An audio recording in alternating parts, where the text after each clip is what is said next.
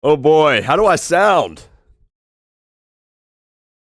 Well, here we go. Welcome in, Stadium Pulse, our college football talk here on the Action Sports Jacks 24/7 Network. Stadium Pulse presented by Nimnik Buick GMC and Southside Baseball Association. We got another good one for you today, and look, you might not think if you're just a guy who's listening, not somebody who watches with us. Yes, this is still me. I'm getting over something. And if my buddy in there, Zach, he's gonna be big time Scottie Pippen today. But we got a lot of good stuff to talk about. So no excuses. Let's ride. A lot of Georgia-Tennessee talk. That's the matchup of the weekend for me. We're going to talk Florida-Tennessee. We're going to get to a little Alabama playing Wisconsin. We're going to feel that one out a little bit. USF, can they do it again against Miami? What else we got? I mean, FSU's on a bye. UCF's on a bye. Notre Dame's got a big-time matchup against Texas A&M. Clemson's season could be on the line. We'll get to all of that as well. Appreciate everybody watching. Appreciate everybody who's going to be hopping in the chat. Fill that thing up like y'all do each and every episode for us. Mondays and Fridays now, as we've been telling you.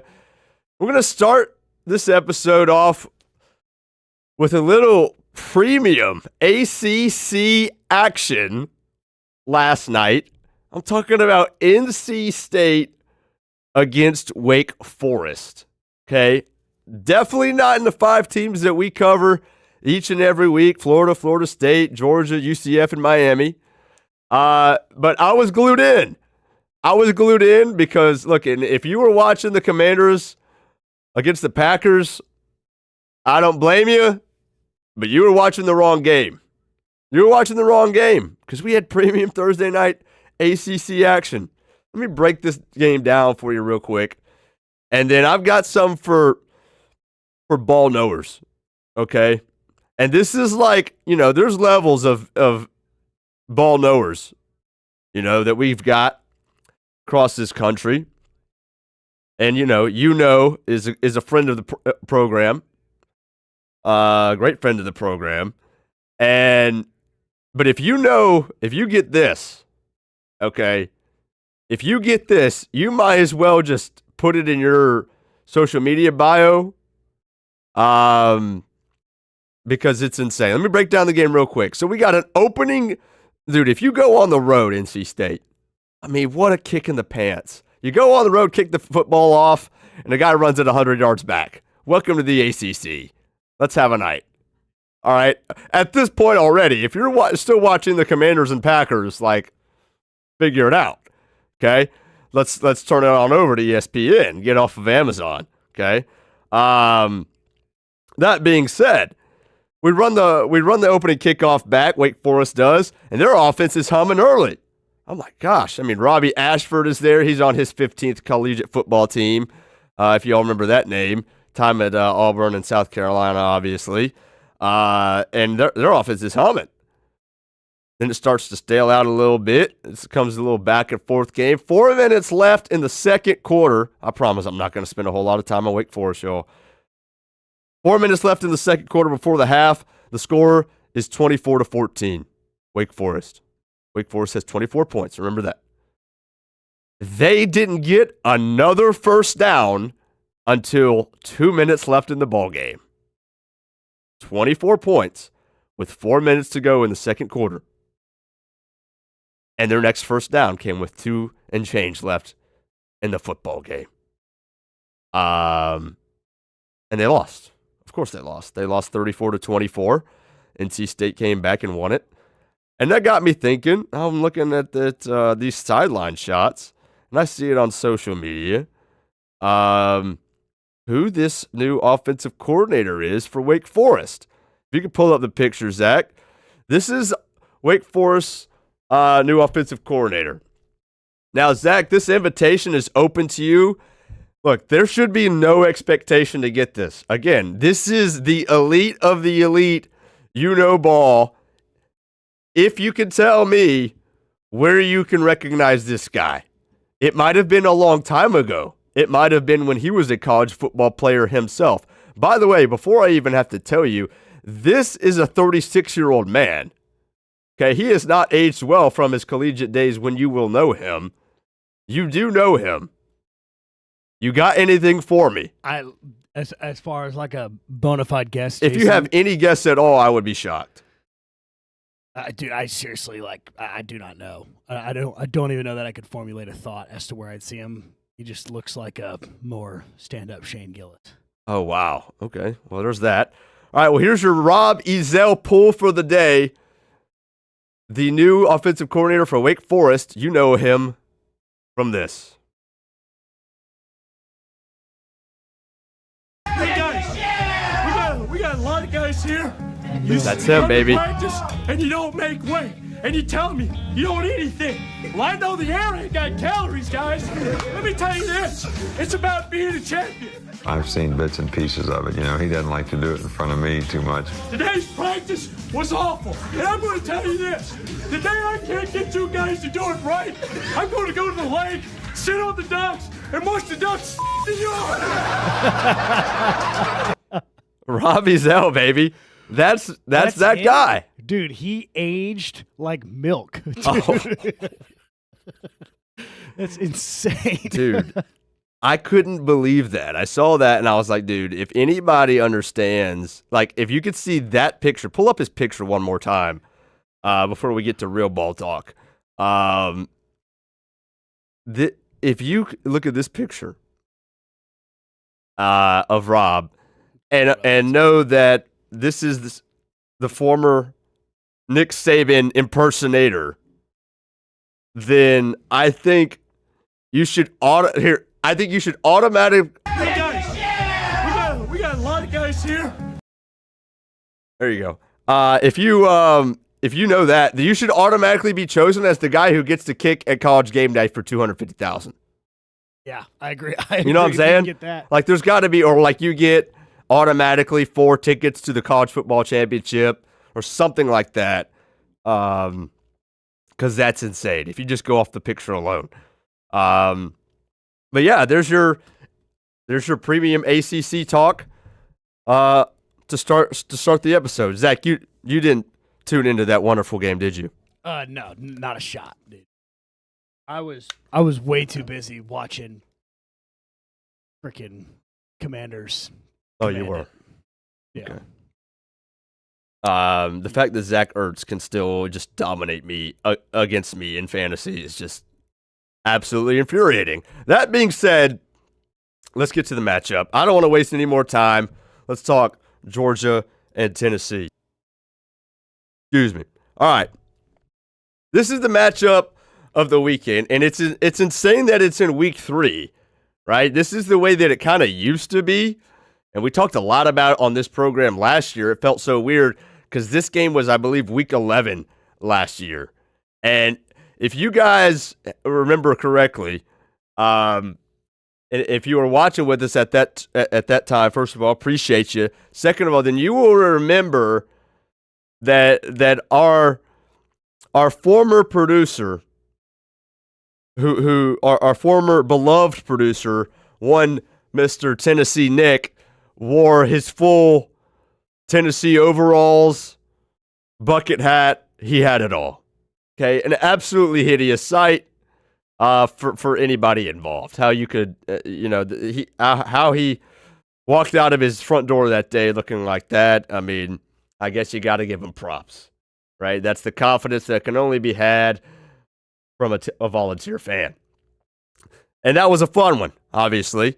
And we're going to hear kind of from Tennessee Nick in just a second, okay? But the fact that this is back to being earlier in the season, week 3 is real early, but I think it's the right play.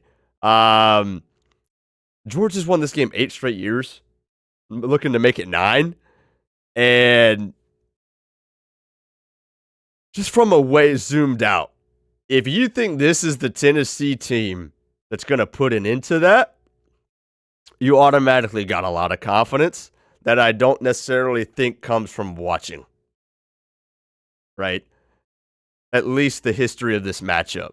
Because I do believe the history of the matchup plays a role. Not a huge role, but it plays a role, right? If Heupel couldn't beat Georgia with some of the old teams that he's had that were a lot more talented, I would say, than the team he's got right now, what makes you say he's going to beat him this time? That being said, we've already talked a lot about, I think Drew Aguilar's a better quarterback than Nico Iamaleava, and I think Tennessee's in a lot better shape with him than they were last year. Do they have as much talent around him? I don't know. Excuse me. Just ride with me today. You got a brand new quarterback. He's played 2 football games for your program. You lost, obviously, Dylan Sampson, James Pierce from last year. Are you still going to be able to run the ball very well? It's Heupel's offense, so absolutely. James Pierce, they still have edge rushers. Aaron Carter still there. He's unbelievable. However, this is where I think I'm at. Zach, and we're going to come. I'm going to get a take from you in just a second, but I think this is where I'm at. In order for people to think outside, Volunteers fans can pick their own team all day. You should. For outside fans to pick Tennessee to win this football game, I think you have to think Gunnar Stockton is really bad. I don't think there's really any way around it. If you think he's anything good at all, I don't think you can pick Tennessee to win this football game. I think you have to think he's very inexperienced, very gun-shy, which we've talked about. Was he gun-shy against Austin Peay? Yes. He was turning down deep shots, right? But that's Georgia football. You're staying ahead of the sticks. You're staying on time, staying ahead of schedule, getting yourself in 2nd, 3, and 4, and allowing the run game and the defense to do what it does. The question is that enough to beat the Volunteers, right? If you don't think Gunnar Stockton is any better than what he was last week, and he's in fact going to be playing much worse because obviously Tennessee's defense is much better than Austin Peay's, then yeah, I guess that you could pick Tennessee. But I just think you got to think that he's pretty bad, and he's going to play pretty poorly for Tennessee to win, given the fact that they're without their top 2 corners. Dermond McCoy's still not back. That's no slight, and they have really good players backing them up, but they're young, inexperienced guys.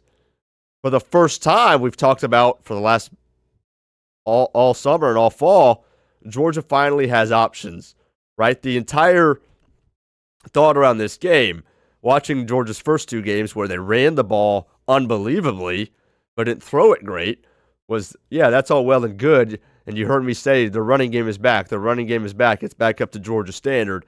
But what happens when a team stacks the box? Right? That's the question. That is the question for this football game. And Tennessee's going to try. I can tell you right now that Tennessee's going to try because Tennessee loves to play man-to-man on the outside. They're going to leave these young, inexperienced corners on the outside, one-on-one, against Georgia's receivers. If Georgia can hit a couple shots, Georgia will win this game handily. If they can't, get ready for a field goal finish to win the football game for either side. Zach, where do you stand before I give my final thoughts? Before the season, and even still now, I'm not a believer in Gunnar Stockton being a Heisman caliber quarterback. And I don't think you are either. Okay? No. But I think he's a phenomenal player. I mean, he's playing at Georgia. But like you said, this is Georgia's first real test of the season. Last week was underwhelming if you're a Bulldog fan. I haven't watched much Tennessee ball this year as much as I have in previous years. Tennessee's going to throw everything they can at Georgia to get this win back because since 2010, they've won twice. Right. And it was back-to-back years. Like, it wasn't like a varied victory where they had one recently and can hold on to hope. They won in 8 years.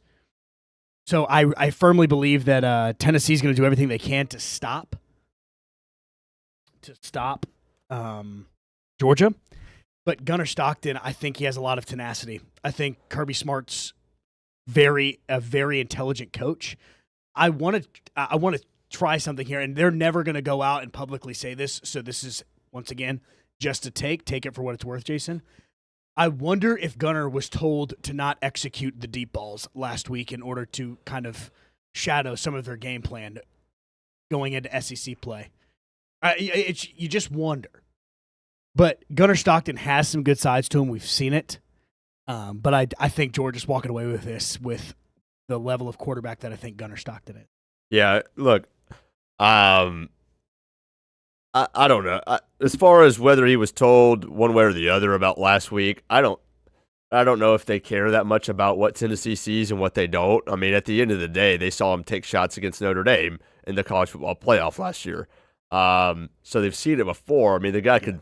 I mean, just those frozen ropes all over the field. What we got to work on is layering the football, right? Yeah. Is putting a little air into some down the field.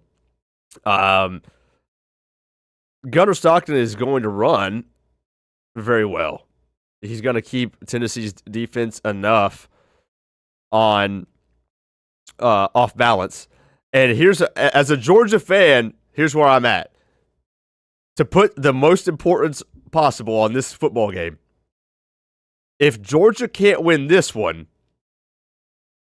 you might as well give up hope for any aspirations you had for the rest of the season. I think this game is that important. I agree. And here's why. You have confidence that this team is better than last year for a lot of reasons. The main one being you have weapons again on the outside. You think your offense is going to be much better over the span of the year, and especially into the playoffs, because you brought in Noah Thomas. Colby Young is back. You brought in Zach Branch to play your slot. In a game where you're going to be forced to play, it's going to be man-to-man on the outside against two backup corners. If you can't hit deep shots in this one, and you can't connect, and Gunnar Stockton can't throw for 200 yards, what hope do you have? It's not just about, that doesn't mean that I think if Georgia loses this game, they're going to go 8-4, 9-3. No, they very well could still go 10-2. But you can give up any hopes of a playoff run because what they're showing you is they can't hit the shots. You're going to have a passing game and a passing attack that's more than dinking and dunking and, an extension of the run game to beat anybody who's anybody. And if you can't do that against Tennessee with two backup corners, forget about it. As if there was not more onus on it for now. Go ahead. You got something here? Yeah, but I was going to I want to make something clear that if they can't do this against Tennessee, Georgia fans should be a little worried. But if they can do this against Tennessee, you guys should have all the confidence in the world as well, because where my head goes is who are the two guys driving the team? It's Aguilar and Stockton. Yep. And when you put them side by side, which I already think Georgia's the better football team, I take Stockton as far as being a dog and a player every day of the week. He wants it more than anybody. Look at his lifestyle outside the football field. So it's about as dog as it gets. Exactly. So what I want to say is, what I want to be said and made clear is that if you can't do this against Tennessee, you're 100% right, Jason. There are questions that need to be asked. There are realities that need to be checked at the door. But if you can do this in Knoxville against Tennessee, Neyland's a tough place to play, probably the toughest in college football. You guys should have all the hope in the world if you can go in there and handle business. Here's the other part of it. Drew Aguilar, as I just said, looks good. Okay? At the end of the day, you think you've seen enough in 2 games to pick him to beat Kirby Smart? About as simple as that. Yeah. Isn't it? You think Drew Aguilar, that what you've seen in 2 games, he lit up Syracuse. Looked unbelievable. Hit the deep shots. But if you think you've seen enough in 2 football games at Tennessee, regardless of what he did at UCLA, and you think that's enough to pick Tennessee, by all means, is I think where I've said it on this. Look, we got to get to Tennessee, Nick, because my man here, I got a lot of appreciation for this guy. He is, without a doubt, the most logical Tennessee fan on the planet. There's nobody like him. They're not known for playing things with actual analysis, with their brains. I don't blame them. That's what college football is about. You pick your team because you got to pick your team, and that's about it. And if that's how you pick games, that's how you pick games. No problem. But Tennessee Nick's different. And I shot Tennessee Nick a text last night. First of all, tell him, I missed him. Again, if you guys watched him last year, I mean, there's nobody like him. He's an anomaly. All right, if you're a fan of the Brenton Austin show, you know that. He's not done things in this life that seemingly everybody else has done. And he's done things like going on a vacation to try chocolate milk that nobody else in this world has done. That's a pull from a long time ago. But yes, he was talked about on this program. That is real. So I asked Tennessee Nick for analysis and a score prediction. He sent me a book, and it's good. So here's Tennessee Nick, an homage to him. He says, I've watched zero Georgia football, merely score watched. Handled Marshall in good fashion, had one of those weird games against Austin Peay. I don't fully blame the Dogs. While the old P coach is at UTSA now, how he knows that, I have no idea. The Governors are scrappy. They gave Georgia all they could, and they handled it fine. No more, no less. Just fine. Some bad offensive drives by the Dogs, mainly failing to convert on fourth before the half. We talked a lot about that on Monday's episode. Seen a lot of folks saying Tennessee has the edge at quarterback. Fair to an extent, given Aguilar has more experience. Gunner is no slouch either. Branch and the receivers are good at Georgia, so is the group on the other side. Defenses are both good, but Tennessee is thin on the outside with their top two corners out for this game. Somewhere in there, I think, is the difference in this one. If Tennessee gets a good balance rush to pass, to actually hit deep shots, they got a shot. I think Kirby is going to circle back to the 2022 game and put DBs on islands and pin their ears back and hunt Aguilar. I think the line can hold and keep him clean most of the game, but they'll get home a couple of times with Jermon McCoy, corner, and Ricky Gibson, corner, also out of this one. Colton Hood is a true freshman in for him. There's a high potential the Dogs to peel off the top if the Vols aren't careful. That being said, Georgia is still Georgia. Wow, coming from a Tennessee Nick. Georgia is still Georgia. I don't know if the Vols have it in them yet to get this one done. It'll probably be close. But the closest they'll come since the Dobb nail boot. Final score 27-20. Dogs making it 9 in a row, sadly. That's Tennessee Nick, man. He's the only volunteer in the country. That's insane. Who thinks logically.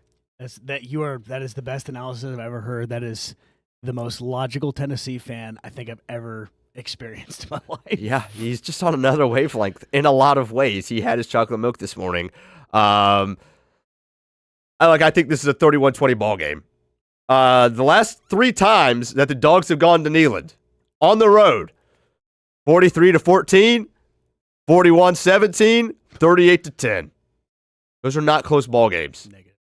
I'm going to side with Kirby Smart over Heupel until I'm proven otherwise.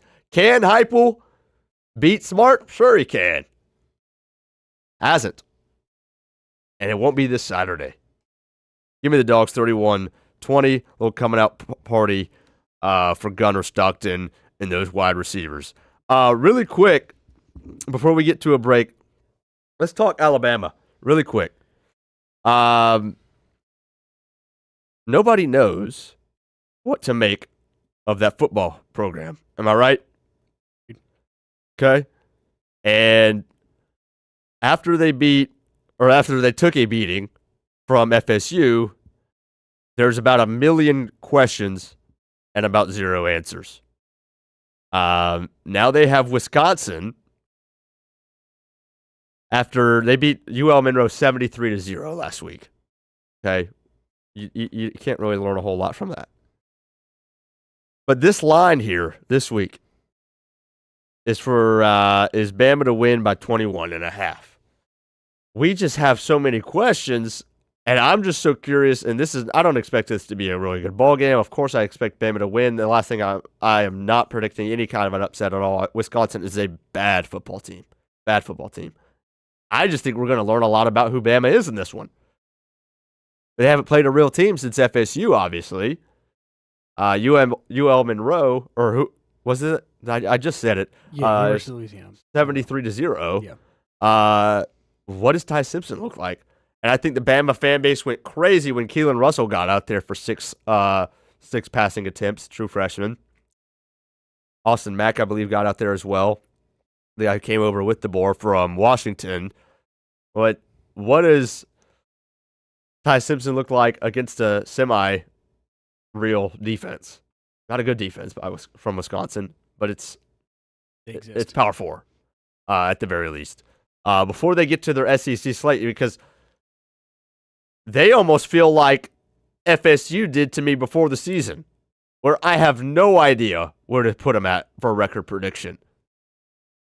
Like, Bama could turn things around, and they could finish 9-3. They could also be 6-6 with their SEC schedule. That's a huge disparity. I have no idea where they're at, and I just think we're going to find out a lot about that one. So I just wanted to throw that in. That's a sneaky one. That's a noon kick tomorrow on ABC. Alabama's still ranked. They're playing at home. I fully expect them to win and win handily. But how good does the offense look? Does Ty Simpson look like a guy who's going to get a lot better and can compete against a lot of these SEC defenses that are coming up on the schedule? You got anything on Alabama? Yeah. Right after the Florida State game, people were comparing Alabama immediately, which it's a hot take. People were immediately comparing Alabama to Florida State last year and how we started the season. That's right. Where the game against Georgia Tech was close, but if you really watch the game, it was never really close. Sure. Alabama just proved that they are not Florida State last year. That's what they proved by winning 73-0. Winning 73-0 at home. Florida State lost to Memphis at home last year. Florida State lost. We lost everything. Every win we had, we scraped by. It was a bad year. So Alabama proved, hey, we're not Florida State. This week against Wisconsin, I'm not saying Wisconsin's going to win, like you said, Jason. They're a bad football team. Bad. But Fickle is in big trouble. But this is the first game, not really first game. This is another game in the season that we can gauge Alabama based off their win margin, how they play, how they perform. Do they make the same mistakes that they made against Florida State, or have they truly recovered? I am yet to give a record prediction on Alabama until I watch this game. But I have a strong feeling that if this game ends the same way it ended with Florida State and like it's just this weird happy medium, I'm still not going to be able to get a good guess on him, which isn't good news. I hear you. All right, we're going to take a quick break. When we come back, we're going to get to Florida. Expectations for DJ Lagway when they go to Baton Rouge. Oh, yeah, I think it's going to be real bad. Bill in the chat says UF shocks the nation. Good luck, buddy. Hey, if you're in the chat, if you're watching, give me DJ Lagway's stat line prediction for this Saturday in the Bayou. We'll also get to USF and Miami. If USF wins, does it again, improves to 3-0, what should we make of them? Where should they be in the rankings? Throw that in the chat as well. We'll have a little Texas A&M Notre Dame, Clemson at Georgia Tech as well. And this is our game of the week. Action Sports Jax Friday night zone blitz game of the week. Creekside at Bartram Trail. Huge rivalry game. South Jacksonville, St. Johns County. I will be at Bowles and Bishop Kenny. Battle between two private schools. Bowles is legit, has about as much talent as any program in Jacksonville, but they took a loss to St. Augustine. I was at that one last week as well. It's going to be a fun Friday night. Hop in with us. Action Sports Jax 24/7, all of our social media streaming platforms, YouTube as well. We will have this game and a lot others tonight. Appreciate everybody hopping in with us. We'll be right back. When it's time to get a new car for anyone in your family, just remember, nobody but Nimnick, the #1 Buick GMC dealer in Jacksonville. Get the latest price breaks on 2023 and 2024 models or the newest 2025 vehicles in the showroom on Phillips Highway or shop online at nimnickbuickgmc.com 24 hours a day. GMC Sierras, Yukons, and the redesigned Acadias, or get the all-new redesigned line with Buicks. It's nobody but Nimnick, and part of the reason why is this is a first-class buying experience here at Nimnick Buick GMC. You're not just a customer, you're a friend. This is about getting a vehicle that best fits you and getting you on the road, and also helping you and your family down the road. Nimnick has a treating you right guarantee, courtesy, respect, fairness, and most Buicks, GMCs, and Jacksonville's only Car Bravo dealer, nobody but Nimnick. Who has put in the most years and stands behind a better experience? Nobody but Nimnick. GMC, we are professional grade.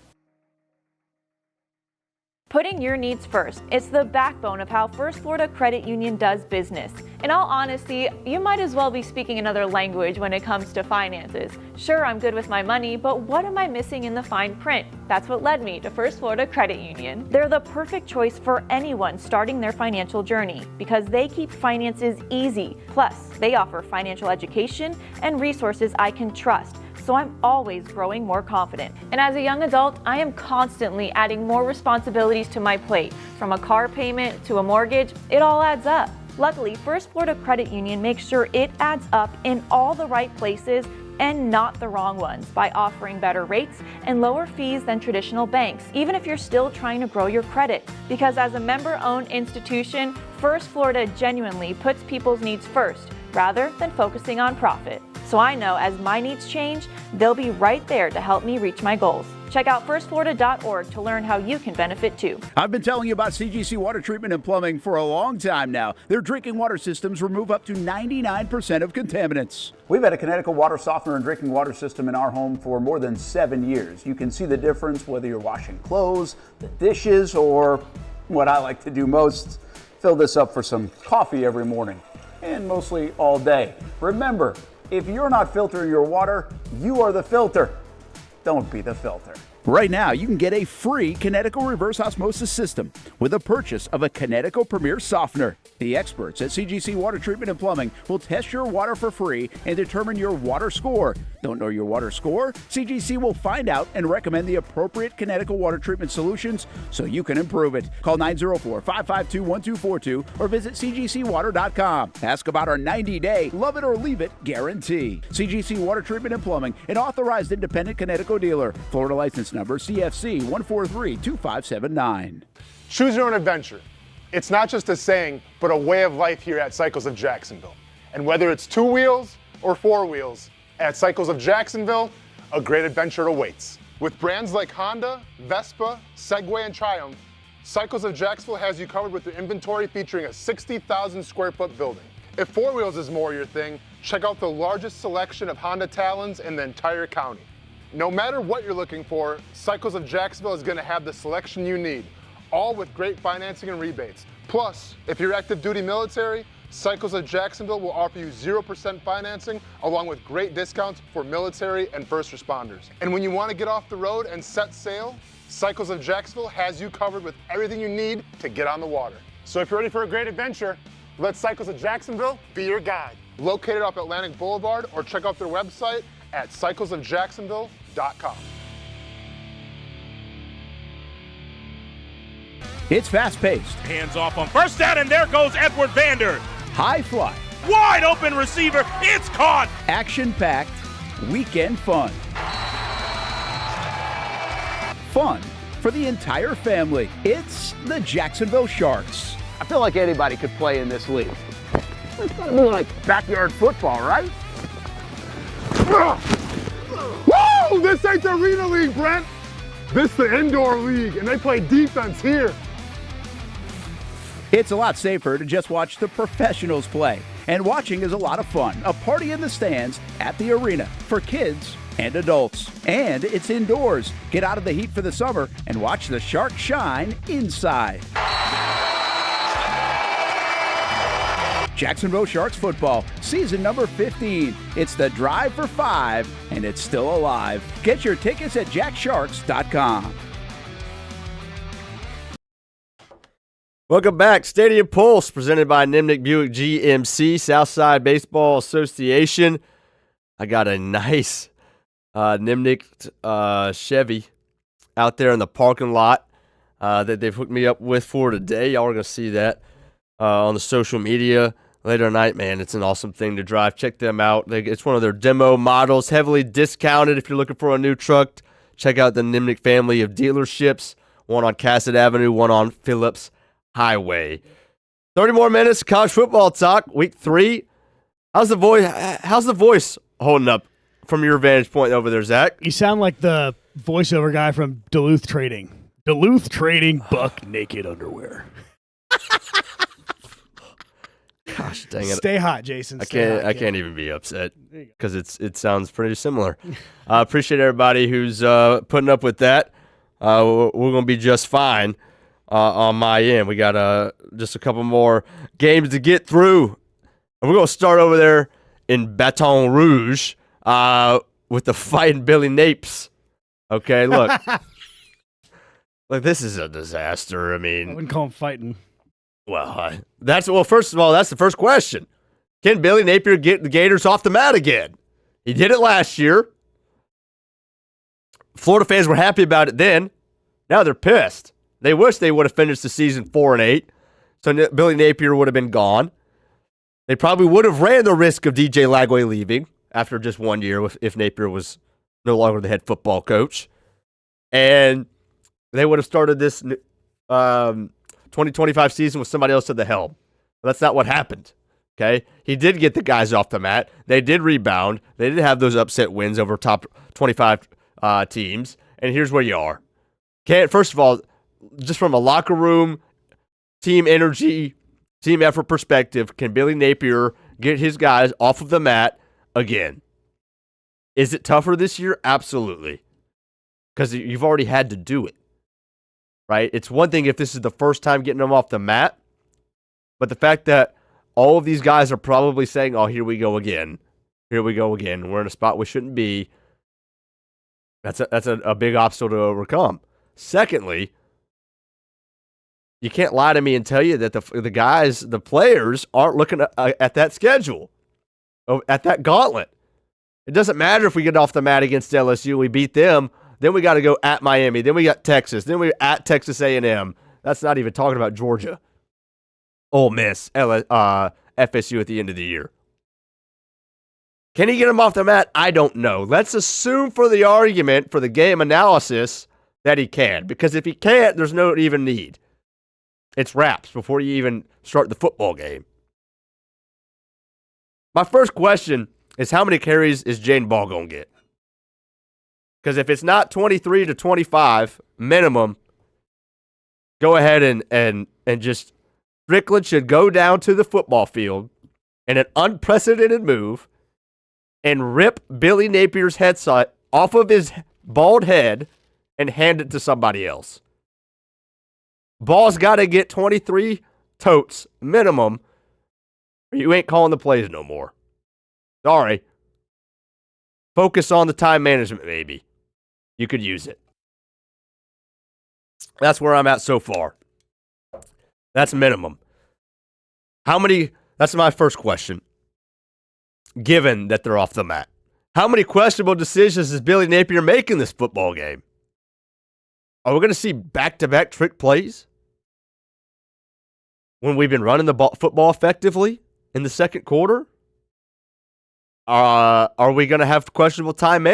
Here's the luxury, Florida Gators fans. You're not going to have to watch Billy Napier screw up a time management situation when he has a lead in the fourth quarter, because you're not going to have a lead. If there's one positive that you can take away from this Saturday against LSU, you will not have to watch Billy Napier blow a lead, because you'll never have one. You got to take the good sometimes here. How many winners will he draw up that DJ Lagway doesn't hit? We talked all about it last Friday or on Monday. I put it out on social media, had a lot of feedback on it. DJ Lagway was the reason that y'all lost to USF on home turf and got embarrassed. It wasn't Napier. Napier was bad. Napier should be fired. Doesn't matter. He was drawing up winners that DJ Lagway was not hitting. He either wasn't seeing the field. We showed you picture by picture, frame by frame. We got wide open guys. Who's drawing up the plays? If you're gonna cut down Napier's legs for calling the plays because he's terrible time management and situationally in and out of halves and everything like that, you also have to understand, hey, there's a lot of good in there as far as the individual play calling, and DJ Lagway ain't hitting them. He ain't seeing it.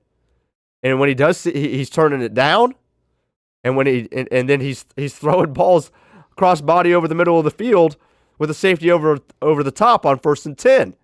When in the previous drive we had a 1st and 10 and a wide open guy right over the field, and he's trying to do a bunch of other circus stuff and not seeing it. And that wasn't the only thing. Those were not the only situations. DJ Lagway had about 7 or 8 passing attempts in that game that were not to the guy that Napier's drawing him up for, and that guy was wide open. I hate to tell you that because I know that all of y'all want all of the blame on Napier. You don't want it on the quarterback that you've put all of your hope in. That's the truth. Again, Napier is bad situationally, bad time management. He cannot be your coach going into 2026. But DJ Lagway lost you that football game against USF, and he's going to lose you this one as well. I got a question, Jason. Shoot. If this game's close, because I really do not see a scenario where UF wins this game, but if this game is close, what does this say about the rankings and the strength of LSU and Clemson? Or does this speak to UF really just had one fluke game with all around bad against USF? Yeah, it's a great question. I don't know if we'll be able to answer that after this football game. Where would you lean? I'm probably going to cop out and say a little bit of both. Because the fact of the matter is, there is a shot that USF is a good football team. Yep. Right? Agreed. And you got caught. Because, again, this is what we said last Friday before the game. If there's one thing that we cannot ever not expect collegiate football players, 18 and 19-year-olds, to do, in college, we see it every year, they look ahead. It's not without the realm of possibility that half the Gators roster is looking at LSU, Miami, Texas, and they don't look at USF right in front of them, and they get caught by a team in the Bulls that's a lot better than we think they are, or at least thought they were heading into that football game. It's possible. Possible. This is a fluke. That's really not that bad. Yep. I just don't see it. Because I think if that's the case, then USF would have had to beat you and deserve to win more than they did. I think this is more about the Gators losing that game. I think because of DJ Lagway. I mean, guys, he didn't play well at all. Like that was a D+ game from DJ Lagway at home against a non-Power 4 defense. That's a fact. You can give him a lot of credit. You can say you can pick him to go to the playoff all you want. A non-Power 4 defense, you're at home and you played a D+ game, in my opinion. You can't give him anything better than a C+, or else you are firmly looking through blue and orange-colored glasses. Yes. We're going to learn a lot about LSU because this line is only at 7.5. It started at 9.5. I can't believe it's at 7.5. I don't see how you look at this game and them going on the road. Even if Florida was really good, even if Florida beats USF by 2 scores, I think this is this is an LSU minus 4.5, 5.5. They didn't. They got embarrassed. Now it's at 7. Nobody's this low a favorite going in and playing at LSU almost ever. And now you're going to give it to Florida? I'm not going to give betting advice. But if you can get that down to by a point and get it down to a tutty, 6.5, man, I can't wait to eat crow on Monday. It's going to be fun. DJ Lagway just comes out there and rips 300 yards. Oh, my gosh. What a time we would have. But Jason, this is the variable of this game. I mean, you could make an argument that it's like this for every game, but this is the variable.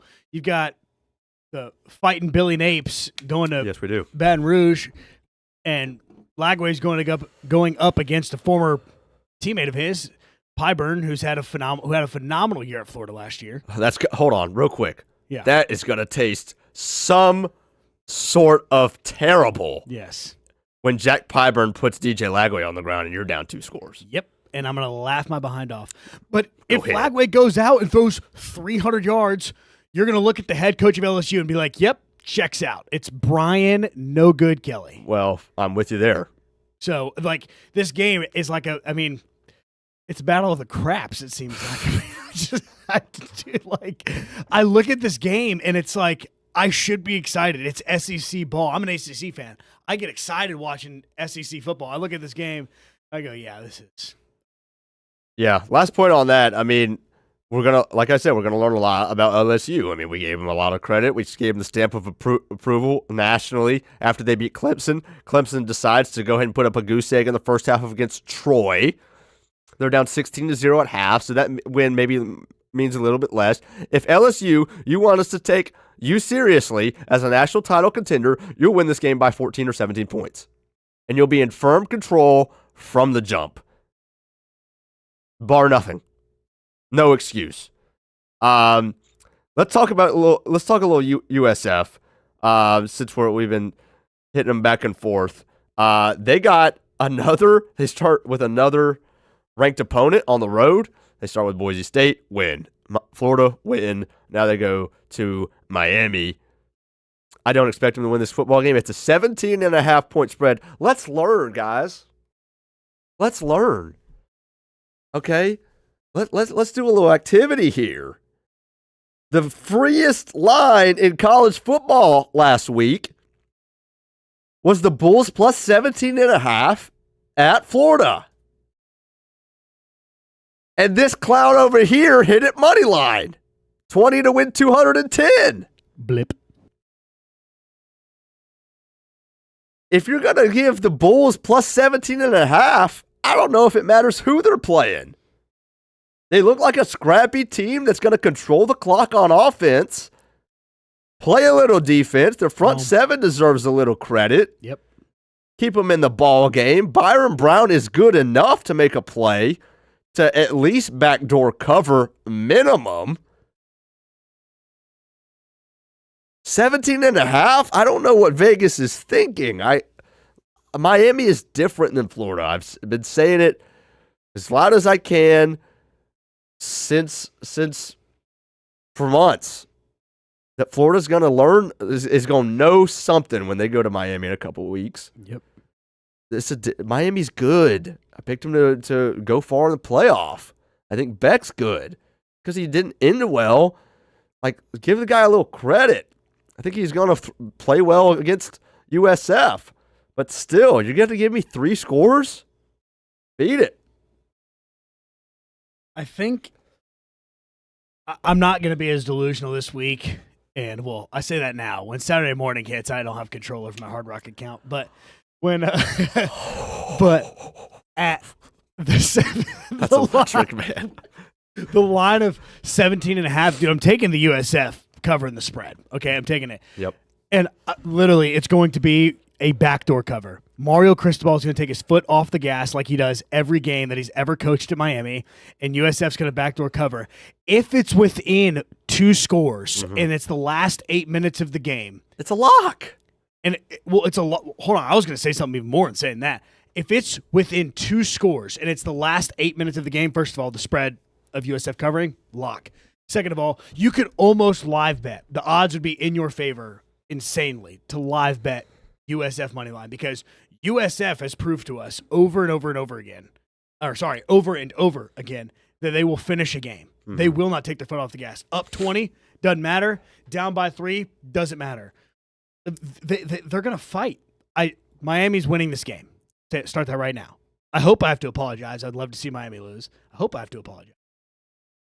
But USF's covering that spread. 17.5 spread is just, that's free money. Not good betting advice. Don't listen to me. I went 0-3 yesterday, but No problem. Yeah. Real quick, if USF wins this football game, yeah. where are they ranked come Monday in the AP poll? I mean, you quite literally have to put them top 10. They just beat 3 top 25 opponents.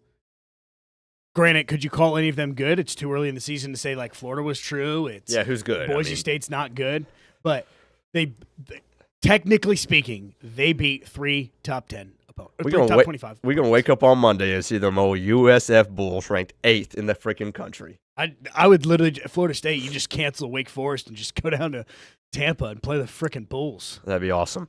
Only a couple minutes left with you talking college ball. Since we talked Miami, let's get to Notre Dame. In our preseason or before the season playoff predictions, I told you, Notre Dame ain't making the playoff because, number one, they're going to lose week 1 to Miami. That came to fruition. Now the next box that we got to check, for me, is Notre Dame's got to lose this weekend against Texas A&M. They're at home. Texas A&M comes to town. Marcel Reed. I need the Aggies to win this football game with an away upset here. Here's the problem. Texas A&M defense, we got serious problems. You start at home. Your 2025 season, you want to go ahead and give up 24 points to UTSA and then 22 points to Utah State at home. If you can't hold those teams to 14 or less, what do you expect to do to Notre Dame on the road? And everybody's got this as a low-scoring game. I don't know. I mean, Notre Dame's defense is real. And Marcel Reed, he is about as what's the word I'm looking for here? Not a firecracker, but he's about as unpredictable as it gets. I have no idea what to expect from Marcel Reed. But this is going to be a good game. And I think it's going to come down to the final possession. At least I hope it does, and I hope that the Aggies come out on top. That's technically, other than Georgia-Tennessee, that's your other top-ranked game of the weekend. Really quick, Clemson at Georgia Tech. The Yellow Jackets got a chance to pretty much put Clemson's season on ice. Because if you lose to LSU, you barely beat Troy, you lose to G-Tech, and then you've got FSU at Louisville and at South Carolina left on the schedule, it's wraps. If you can't beat these teams, it's not about what your record is. It's about how there's going to be any confidence within the program that you're going to beat any of the teams I just named. We could go from Clemson being what I saw from my vantage point, the most picked team to win the national title amongst nationally, pundits, everybody's picking Clemson. We could go from them being the national title contender to being out of the playoff 3 weeks. Haynes King, Aiden Philo. Are we going to see both quarterbacks? I hope so. I think it's the right play. Buster Faulkner, I trust him to do the right thing. Florida should go ahead and hire him as their next head football coach, but he signed an extension. Not that they can't get out of it, but just to put that on the radar. But that'll be a fun one as well, because that's going to be a fight. That's going to be a fight. Georgia Tech's a team that controls the clock. Obviously, they're going to run the football. It's a tough team to prepare for, especially with Haynes King running the rock 20 times. It does play into Clemson's advantage with them having the best front seven probably in college football. But we'll see. Can Georgia Tech hit a deep shot or two that swings the game at home? Not within out the realm of possibility. One more game just for some SEC homers that should be fun. Vandy at South Carolina. Good quarterback play there. Diego Pavia, Lenore Sellers. Hey, Lenore Sellers. Redeem, revamp your Heisman hopes and your number one overall hopes and go win this football game. It's as easy as that. It's as simple as that. Appreciate everybody hanging out with us today. Ross on Lagway's stat line prediction, 13-22, 215, 1 touchdown and 2 picks. To me, that's a C+ game. That means Florida lost by at least 2 scores. Torres says Lagway 14-30, still under 50% completion, 180, 1 touchdown, 1 pick as well. Y'all thought, and y'all were wrong. And that's just what it is. Appreciate everybody hanging out with us on this Friday. Appreciate you sticking with me through whatever I got going on voice-wise. Here we go. 5 minutes away. The Brenton Austin Show. Friday lineup. A lot of Jags, Bengals. Final thoughts. You'll hear from Travis Etienne as well. He was on Jags All Access last night. What if the Jags start 2-0? What will the vibe be around this city? Have a look back at Pat Summerall for all you olds as well. Wagers on the weekend. That's a fun one as we try to avoid the dartboard. Weekend spreads as well. A lot of picks, a lot of takes coming up on up in 5 minutes. Stadium Pulse presented by Nimnick Buick GMC and Southside Baseball Association. Have a good Friday, everybody. When it's time to get a new car for anyone in your family, just remember, nobody but Nimnick, the #1 Buick GMC dealer in Jacksonville. Get the latest price breaks on 2023 and 2024 models or the newest 2025 vehicles in the showroom on Phillips Highway or shop online at nimnickbuickgmc.com 24 hours a day. GMC Sierras, Yukons, and the redesigned Acadias, or get the all-new redesigned line with Buicks. It's nobody but Nimnick, and part of the reason why is this is a first-class buying experience here at Nimnick Buick GMC. You're not just a customer, you're a friend. This is about getting a vehicle that best fits you and getting you on the road, and also helping you and your family down the road. Nimnick has a treating you right guarantee, courtesy, respect, fairness. And most Buicks, GMCs, and Jacksonville's only Car Bravo dealer, nobody but Nimnick. Who has put in the most years and stands behind a better experience? Nobody but Nimnick GMC. We are professional grade. Putting your needs first. It's the backbone of how First Florida Credit Union does business. In all honesty, you might as well be speaking another language when it comes to finances. Sure, I'm good with my money, but what am I missing in the fine print? That's what led me to First Florida Credit Union. They're the perfect choice for anyone starting their financial journey because they keep finances easy. Plus, they offer financial education and resources I can trust. So I'm always growing more confident. And as a young adult, I am constantly adding more responsibilities to my plate. From a car payment to a mortgage, it all adds up. Luckily, First Florida Credit Union makes sure it adds up in all the right places and not the wrong ones by offering better rates and lower fees than traditional banks, even if you're still trying to grow your credit. Because as a member-owned institution, First Florida genuinely puts people's needs first rather than focusing on profit. So I know as my needs change,